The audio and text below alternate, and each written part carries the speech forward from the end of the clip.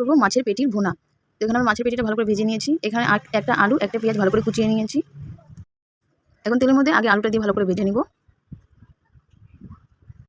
আলুটা আমাদের ভাজা হয়ে গেলে এর মধ্যে দিয়ে দেবো পেঁয়াজ। তো আমরা আগে আলুটা ভেজে নিই ভালো করে। দিয়ে দেবো পরিমাণ মতো লবণ।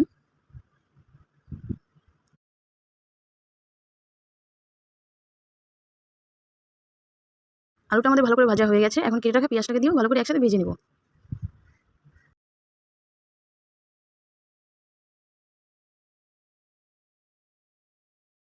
তোমরা চাইলে একবার হলেও বাড়িতে এটা ট্রাই করে দেখতে পারো।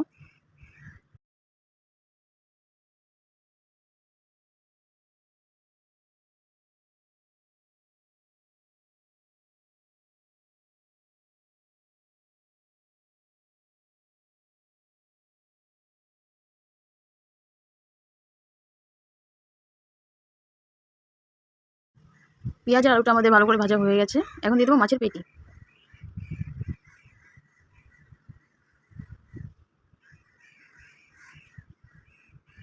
দিয়ে দেবো পরিমাণ মতো হলুদ।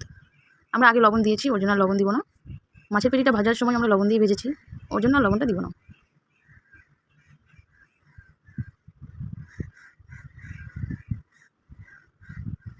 এখন দিয়ে দেবো মশলা। দিয়ে দেবো আদা রসুন পেস্ট আর শুকনো লঙ্কা। এখন ভালো করে কষিয়ে ভেজে নিব।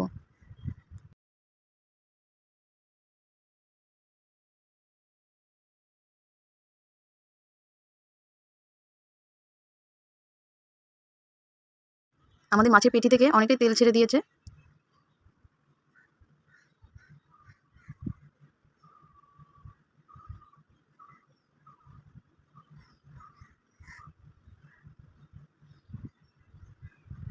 আমাদের মাছের পেটিটা হয়ে এসেছে।